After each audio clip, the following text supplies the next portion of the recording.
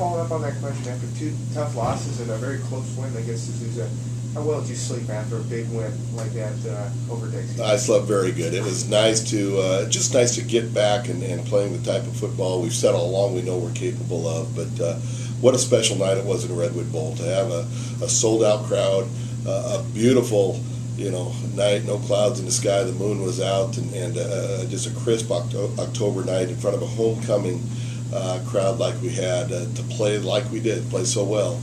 After some struggles, and we remembered very clearly that the last time we were on that field against Western Oregon, we did not play well. So our players were prepared. All the credit goes to them. They're the ones that went out and got it done. I thought it was in all three phases maybe our best complete effort of the season, and no better time for it than homecoming night. You talked about homecoming. More of a coming out party for Casey Mintz. What did you see from him in that game? Well, I see what I think everyone sees. You see a quarterback that's gaining confidence, not from game to game, but really from possession to possession. And he's a young player that's got tremendous room to grow still, obviously, but also has tremendous confidence, or is gaining confidence in himself to go with his ability set, which is quite good. So he came to me on the sideline one time after a timeout and said, I see it. And so we called the same play we had prior to the timeout, and sure enough, he connects with a receiver for about 20, and just those are things that it's part of the growing process that you go through, but it's a fun process to be a part of. When you have young quarterbacks. Reminds me a lot of Mike Prue back in 2008. Not to compare the two, but at the same time in Mike's career, where he was that young quarterback getting his first snaps, and the growth we saw in him. We're seeing similar growth certainly with Casey. Let's talk about the seniors. Obviously, a big night for them this coming Saturday. What is this year's group of seniors meant to this team? Well, very special group. They're part of my first class back in 2008. Brian Sampson and Chris Peterson, Brett Freidendahl were part of that first class. I was hired and took the job. It was actually National Letter of Intent Signing Day 2008 when I drove down from my home in Washington, first day on the job here. So when everybody else was done recruiting, we just were getting started. And oh, by the way, I had to assemble a coaching staff. So we did get a late start, went out that spring, and we were able to do some things, and to have three players that are here 5 years later now being able to reap the benefits of their perseverance. They've stuck to it, and I have great admiration for those in particular, but for all the seniors. But speaking of those that came in back in 2008, they bought into a vision, a dream that I think we had and sold them on. And they stuck to it. And how great is it when you have a group of young men that actually do finish something they started 5 years ago. So it's always a little bit bittersweet when senior day rolls around, because it is a goodbye in some ways. And this year being a little bit different, though. It's been every other year, the 4 years. We've always had that senior day last game of the year. Here we still have two very important games to play. So we'll celebrate and recognize our seniors, but their careers are not done. Let's talk about the game coming up against Central Washington. Last time you guys played them, you guys went without a touchdown for the first time in your tenure here. What do you guys have to do to rebound since the last time you played? There's no magic formula. We just have to play better. We did not play well at all, and you give credit to Central Washington for a lot of that. But we made some very uncharacteristic mistakes on the offensive side, and just never got in any type of offensive rhythm. And rhythm is so important to any team's offensive success. And so, like I said, you give credit to the opponent. They shut us down. They won round one. Thank goodness in the GNAC we have a round two, and we get them at our place here. But we're going to have to play much, much better in all three phases than we did the first time around up there, because they handled us. They were better prepared. We were out-coached. We were outplayed in every aspect. And again, we're excited to have that second go-around. And with so much on the line, this is a playoff game. You have three teams with championship aspirations, and so to maintain those championship aspirations, you need to win and move on. And really, that's kind of where we're at. And over the final 3 weeks, all three teams play one another in a home and away situation. So no one has the advantage. It's an even playing field right now, and we're looking forward to being at home, certainly with Central. Coach, Ryan Robertson, the quarterback for Central Washington, 4-year guys. I remember interviewing one of his freshmen.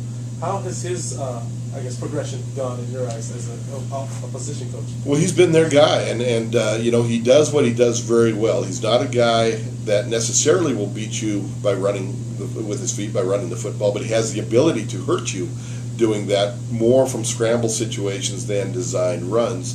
But he knows their offense. He's their leader, obviously. He's in command of that ship, and he's a big, tall guy with a strong, live arm that can sit there and find receivers downfield. There's going to be no panic in his play. He'll sit back there in the pocket and allow routes to develop and then find the open receivers. So, again, he's the starting quarterback with the most experience returning in the league this year, and certainly we have great respect for Ryan.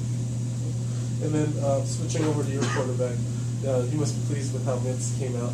I talked to him after the game, and he even said that he's growing possession by possession, but he's quick to give the credit to other players like most of your team is. With him and him and Nick back there, are you able to open the playbook more? Because I remember early on in the year it was kind of limited, but is the playbook wide open? Or I won't say the playbook's wide open, but it does start with our ability to run the football, and the fact that we have been able to run the football so successfully really helps a young quarterback. It takes a lot of the pressure off of him, and where he doesn't feel he has to make plays or will the offense down the field. He knows that he can just do his job of managing a game, handing the ball off, whether it be to Nick or to Daniel or to Bryson, and that through that we're going to have success. And then we can pick and choose our times to either throw short or try to strike deep. And I think because we've got such a solid running game right now, it's really allowed us to,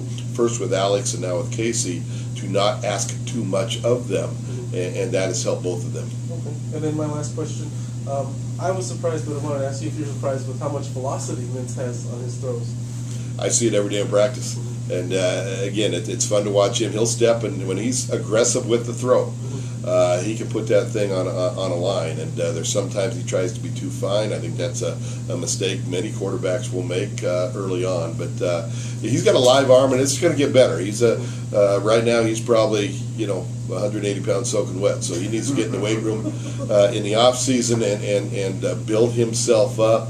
But he's a guy also that last year, this is we're talking about a true freshman, was a walk-on at the time, got up in January and February early to go lift with the offensive line.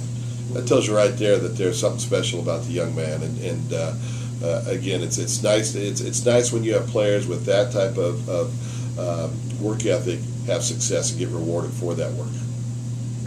Coach, at Central Washington, the special teams were less than spectacular, to say the least. Have you guys improved enough, and do you feel confident with your special teams going in to Central or against Central this Saturday? Well, a game like this, special teams will be a huge factor in the outcome of the game, and we must play better. It was borderline embarrassing, some of the mistakes we made game one up there, and just did not do what we know we can do, and we continue to focus on that. We had, I think, our best game all around in the kicking game this past Saturday against Dixie. We had 3 punts for an average of 48 with one downed on 161-yarder downed on the 1 yard line.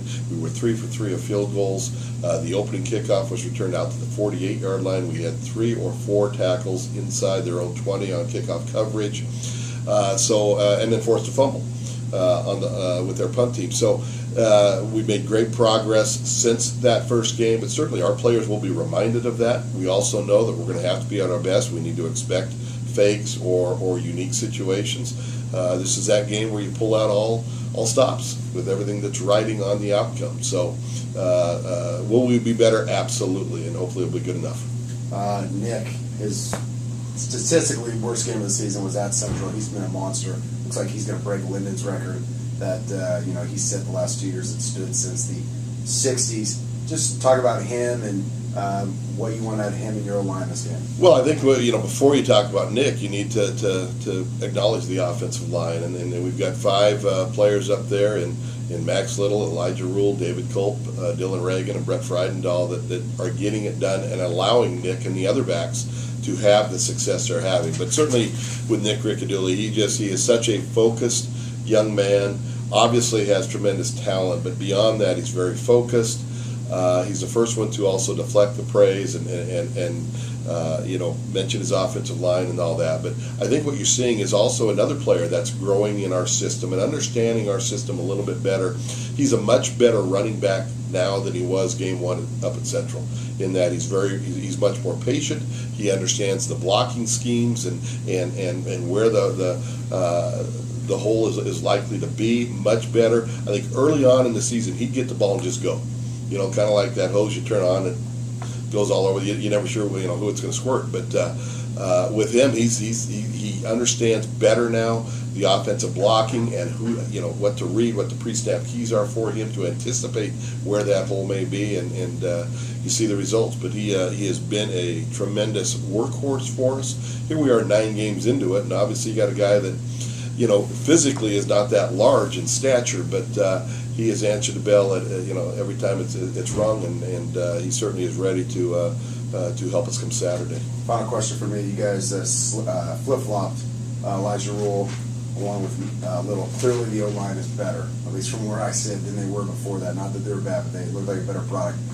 At Central, I felt like you guys lost at the line of scrimmage. How much is it maybe those changes in attitude, or there's an attitude thing or schematics when you come in that battle at the line of scrimmage? I think it's more an attitude thing, and I think in both our 2 losses this year, we did not win the line of scrimmage, and we have to be better. Obviously, the game will be won this Saturday based on who gets it done up front on both sides of the ball. We did. We moved Elijah from the left tackle to his more natural position of left guard.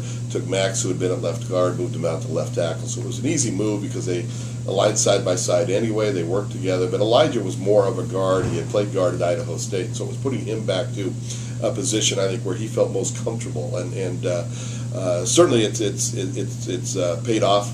But right now, those 5 guys are doing a nice job. They take tremendous pride in our ability to run the football. It's a lineman's dream to be able to block for a back like Nick and to see that back run for 200-plus yards, or to see the offense go for 350-some like we did last week. So, again, all 5 of those guys are doing their job, and certainly they'll be ready for Central Washington.